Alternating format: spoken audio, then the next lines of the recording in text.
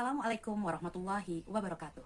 Hai, perkenalkan, nama saya Dian Handayani. Saya adalah guru PPKN di MTS Negeri 2 Mataram, Nusa Tenggara Barat. Video ini dibuat dalam rangka pemenuhan tugas Learning Journal pada pelatihan jarak jauh metodologi pembelajaran di BDK Denpasar yang diampu oleh Dr. Randos Bambang Rudianto, MPD. Langsung saja, silahkan menyaksikan Learning Journal hari ini. Kami ucapkan terima kasih atas terselenggaranya pelatihan jarak jauh metodologi pembelajaran Angkatan 4 kepada yang pertama, Bapak Dr. Randos Haji Muhammad Toha, MSI, selaku Kepala Balai Diklat Keagamaan Denpasar. Kedua, kepada Bapak Haji Ngapirin SAG MM, selaku Ketua Penyelenggara. Ketiga, kepada Bapak Ahmad Zaini SAG MAB, selaku PLT Kasih Diklat Tenaga Teknis Pendidikan dan Keagamaan BDK Denpasar. Selanjutnya adalah panitia hebat yang selalu menemani kami para peserta PJJ, yaitu yang pertama, Bu Wayan Seruni SH. Yang kedua adalah Ibu Niputu Sri Devi Ratna Pratiwi MSA.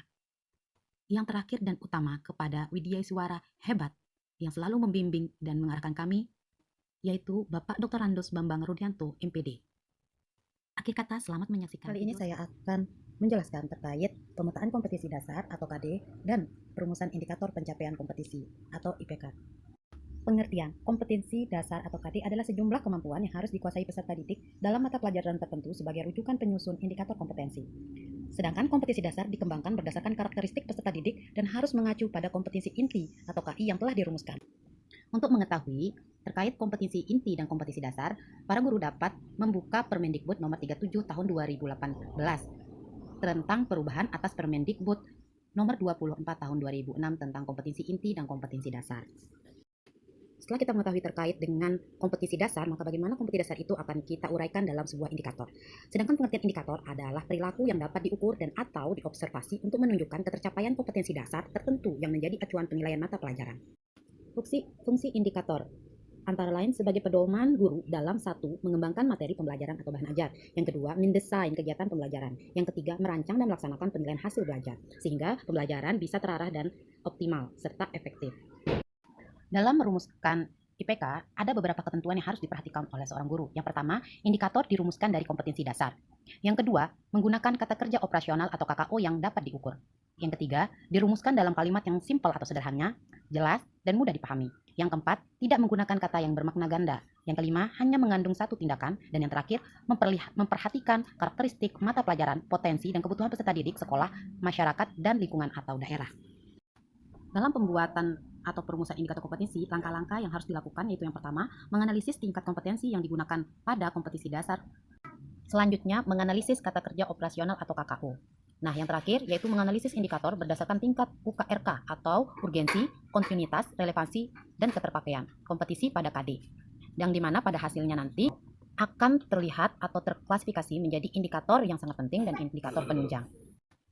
Dalam penugasan materi perancangan IPK, saya telah membuat atau menguraikan kompetisi dasar ke indikator pencapaian kompetisi pada materi pertama, bab keberagaman suku, agama, ras, dan antar golongan untuk pertemuan 3 dan 4 dalam mata pelajaran pendidikan Pancasila dan Kewarganegaraan kelas 7, yang akan saya jabarkan sedikit di slide selanjutnya. Langkah pertama yaitu menentukan kompetisi inti atau KI dan kompetisi dasar atau KD. Nah, dalam menentukan KI dan KD ini berdasarkan atau sesuai dengan Permendikbud nomor 37 tahun 2018 tentang perubahan Permendikbud nomor 24 tahun 2016 tentang kompetisi inti dan kompetisi dasar kurikulum 2013. Di sini sudah ada kompetisi inti spiritual, sosial, pengetahuan, dan keterampilan dari mata pelajaran PPKN kelas 7. Kemudian kompetisi dasar dalam bab 1 semester genap ini yaitu yang berjudul keberagaman suku, agama, ras, dan antar golongan, antara lain kompetisi dasar spiritual, yaitu pertama, menghormati keberagaman suku, agama, ras, dan antar golongan dalam Bhinneka Bhinneka Tunggal Ika sebagai sesama ciptaan Tuhan. Yang kedua, kompetisi dasar sosialnya, yaitu menghargai keberagaman suku, agama, ras, dan antar golongan dalam Bhinneka Bhinneka Tunggal Ika. Yang ketiga, kompetisi dasar pengetahuan, yaitu mengidentifikasi keberagaman suku, agama, ras, dan antar golongan dalam Bhinneka Bhinneka Tunggal Ika. Dan yang terakhir, kompetensi dasar keterampilan, yaitu siswa mampu mendemonstrasikan hasil identifikasi suku, agama, ras, dan antar golongan dalam Bhinneka Bhinneka Tunggal Ika. Selanjutnya, menentukan target pada kompetensi dasar, yang dimana di sini kompetisi dasar spiritual atau KD1 kita akan jabarkan dengan target pembelajaran, yaitu siswa dapat bersyukur atas keberagaman yang dimiliki bangsa Indonesia. Yang kedua, siswa mampu menghargai keberagaman suku, agama, ras, dan antar golongan dalam Bhinneka Bhinneka Tunggal Ika. Untuk KD sosial, di mana target pembelajarannya pertama, siswa mampu memiliki keinginan kuat untuk mempelajari keberagaman suku, agama, ras, dan antar golongan dalam Bhinneka Bhinneka Tunggal Ika. Yang kedua, siswa mampu memiliki sikap adil dan tidak membeda-bedakan teman yang berbeda suku, agama, ras, dan antar golongan. Untuk KD pengetahuan, target pembelajarannya itu siswa mampu memahami keberagaman suku, agama, ras, dan antar golongan dalam Bhinneka Bhinneka Tunggal Ika. Dan yang terakhir, target pembelajaran KD keterampilan yaitu siswa mampu menyajikan laporan hasil telah keberagaman suku, agama, ras, dan antar golongan dalam Bhinneka Bhinneka Tunggal Ika. Analisis kompetensi dasar, di mana KD pertama indikatornya kita akan jabarkan siswa mampu bersyukur atas keberagaman yang dimiliki bangsa Indonesia. Yang kedua, menghargai keberagaman norma suku, agama, ras, dan antar golongan dalam Bhinneka Bhinneka Tunggal Ika. Yang di sini akan ditanamkan nilai karakter religius dan nasionalis. Yang selanjutnya yaitu kompetensi dasar sosial, yang dimana indikatornya yaitu memiliki keinginan kuat untuk mempelajari keberagaman suku, agama, ras, dan antar golongan dalam Bhinneka Bhinneka Tunggal Ika. Dan siswa mampu memiliki sikap adil dan tidak membeda-bedakan teman yang berbeda suku, agama, dan ras. Di sini nilai karakter yang ditanamkan yaitu nasionalis dan gotong royong atau kerjasama. Di sini telah disajikan skema analisis kompetensi dasar dari dimensi pengetahuan, faktual, konseptual, prosedural, dan metakognitif dengan dipadu dimensi proses kognitifnya dari C1, C2, C3, C4 sampai dengan C6. Dari IPK yang telah dibuat dapat dianalisis bahwa yang telah dikembangkan itu dari konseptual, dimensi proses kognitifnya itu diambil dari C2, yaitu dengan KKU mengemukakan. Selanjutnya dari aspek faktual dengan proses C3 yaitu dengan KKU menentukan. Kemudian dalam dimensi konseptual lagi diambil C4 yaitu menganalisis, dengan KKU menganalisis, yaitu selanjutnya dengan C5 di dimensi konseptual dan prosedural, dengan KKU mengarahkan dan mengkorelasikan. Untuk tingkat C6 ini lebih kepada atau berkaitan dengan kompetisi dasar keterampilan, yaitu dengan KKU menyusun dan menyajikan. Namun dalam skema ini yang saya hanya tuliskan yaitu khusus untuk kompetisi dasar pengetahuan atau KD3. Di sini di dalam IPK penjabaran KD sampai dengan IPK ini, di sini terlihat IPK penunjang yaitu mengemukakan pengertian keberagaman masyarakat Indonesia, kemudian dengan IPK menentukan faktor penyebab keberagaman masyarakat Indonesia yang masih berada dalam tingkat low order thinking skill atau LOTS. Nah, selanjutnya ini adalah IPK kunci atau yang benar-benar materi kunci utama yang harus siswa pahami. Yang di sini ada yang pertama, menganalisis keberagaman suku, agama, ras, dan antar golongan dalam masyarakat Indonesia. Mengkorelasikan arti penting keberagaman dalam Bhinneka Bhinneka Tunggal Ika. Selanjutnya, mengarahkan perilaku toleran terhadap keberagaman suku, agama, ras, dan antar golongan. Nah, 3 IPK kunci ini telah memasuki ranah HOTS atau High Order Thinking Skill dari mulai C4 sampai dengan C5. Untuk analisis atau penjabaran dari KD keterampilan, di sini IPK penunjangnya itu pertama menyusun laporan hasil analisis keberagaman suku, agama, ras, dan antar golongan dalam Bhinneka Bhinneka Tunggal Ika.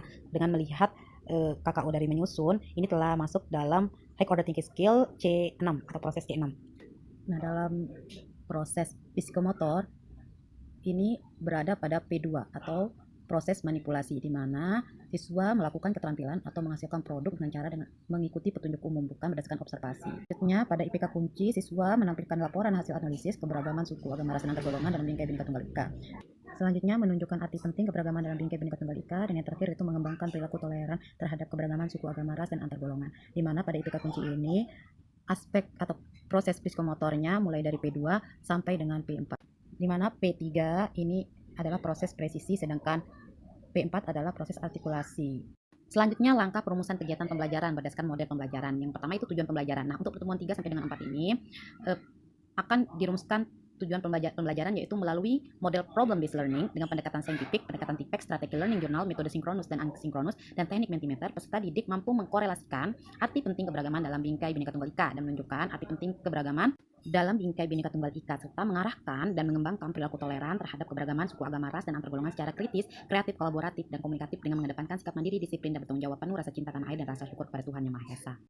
Selanjutnya yaitu tahap kegiatan pembelajaran, khususnya pada pertemuan 3 sampai dengan 4 yang disesuaikan dengan tujuan pembelajaran tadi, yang dimana sudah dirancang bahwa pembelajaran ini akan dilakukan berdasarkan model pembelajaran problem based learning dengan teknik dan metode yang telah disebutkan tadi. Nah, mulai dari kegiatan pembelajaran pertama yaitu prakegiatan, kemudian pendahuluan, dan selanjutnya sintak atau tahapan model pembelajaran based learning. Nah, langsung pada kegiatan inti sesuai dengan model pembelajaran atau sintak problem based learning, yaitu mengorientasi siswa pada masalah. Pada tahap selanjutnya yaitu mengorganisasi siswa. Selanjutnya membimbing pengalaman individu atau kelompok. Tahap selanjutnya yaitu mengembangkan dan menyajikan hasil karya. Tahap selanjutnya itu menganalisis dan mengevaluasi proses pemecahan masalah yang telah dilakukan oleh siswa. Dan yang terakhir yaitu tahap penutup, di mana siswa dipersilakan menyampaikan kesimpulan kegiatan pembelajaran. Siswa diberi refleksi dan tindak lanjut pembelajaran sampai siswa diinformasikan tentang materinya di pertemuan selanjutnya. Kemudian siswa diajak untuk menutup materi dengan sama-sama menyanyikan lagu Indonesia Pusaka. Dan kemudian siswa diberikan motivasi belajar dan diminta berdoa di penghujung pembelajaran. Kemudian guru mengakhiri pertemuan tersebut. Itulah materi dari pemetaan kompetisi dasar ke EPK yang telah saya rangkum dan saya lengkapi dengan penjelasan tugas dari materi ini. Itulah materi Learning Journal pada hari ini. Semoga bermanfaat dan akhir kata, terima kasih. Wassalamualaikum warahmatullahi wabarakatuh.